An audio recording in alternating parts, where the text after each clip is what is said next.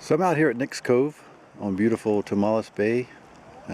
Just bought my brand new Angulo Shaka XLT last night.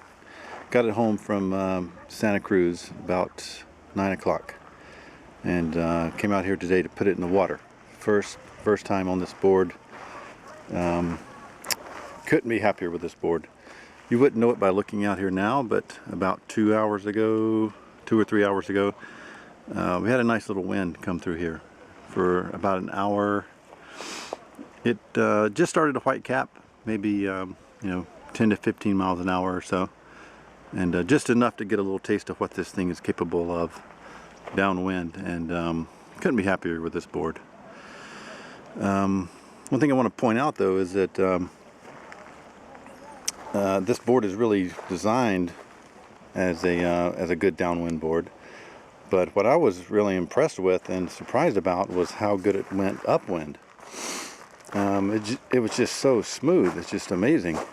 I'm not sure why that is. It's got a lot of nose rocker, as you can see here. I'll try to get a better view. Quite a bit of nose rocker. Kind of looks like a mini sick bullet or something like that. It's kind of got that same shape. It's got quite a bit of rocker in the nose. Very pointed nose though. But yeah, it just cuts right through that oncoming swell and chop. It's pretty amazing. It doesn't bury the nose, but it doesn't pitch a lot either. So I don't know how they were able to do that, but whatever they did, it definitely works. This board is 14 feet long, 30 inches wide, 5.5 inches thick, and I believe the volume is about 270 liters, but I'm not exactly positive about that. Ed signed all of his boards. I would flip it over, but it's kind of rocky here. And the dimensions are located there. You see in the back there's really sharp pintail, which is really cool. One thing I noticed at 230 pounds, my weight, is that it doesn't drag a lot of water. It doesn't seem like it drags a lot of water. Some boards that I've tried, 12.6s, big 12.6s and 14s, seemed like the board was sitting really low in the water, and seemed like I was dragging quite a bit of water around, but not so with this one. So whatever they did here is really pretty amazing.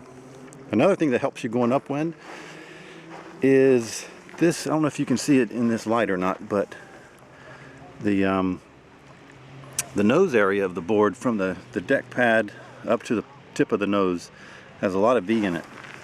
Even more so as you move from here up to the nose. It's got a lot of V. So any water that does get over the nose of the board will just shed right off. It's got a slightly recessed standing area.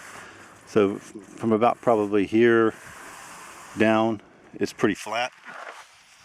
And I think it kicks up a little bit right through here. So you have a really good balance on this board. Yeah, just incredibly amazed at how well it went upwind.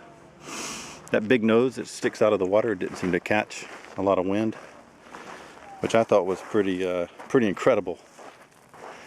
And then as I turned around and came back downwind, of course it was just great. Couldn't exactly fall asleep on it. You had to pay attention a little bit, but being kind of a novice downwinder, I didn't have any trouble, even at my weight, 230 pounds. Someone that's 160, 180, 210, 220. A good paddler that's 250, 260. I don't think they'd have any trouble on this board. One more thing I wanted to point out real quick is that you have a lot of room to move around. The deck is really flat. It's kind of like a surfboard. So if you want to cross step to get to the back, you can do that pretty easy. You can move up to the front. I didn't really find a real sweet spot per se, in that I was able to stand pretty much anywhere I wanted to stand on this board without any trouble. A few inches back or forward of the handle was no problem. Maybe even like a foot or so either direction was fine. And then to do a pivot turn, I walked way to the back and it was still very stable. There's a lot of volume in the tail, I think, and that makes it very stable. So I'm completely exhausted now. It's really hot out here. This is amazing weather we're having. No rain in sight. Really no wind right now. It's completely beautiful. Happy to have this board. Happy to be on Tomales Bay, my favorite place to paddle. And look forward to riding this board some more, especially in a couple of months when the wind will pick up. And until then, I'll try to do another review or two of this board, different types of conditions. Maybe play around with different fins. This is the stock fin. I'll be putting the C Shaka fin from Angulo on there as well.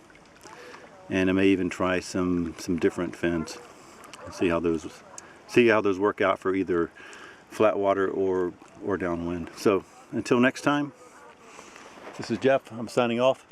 Love this board. Thanks, guys. Bye-bye.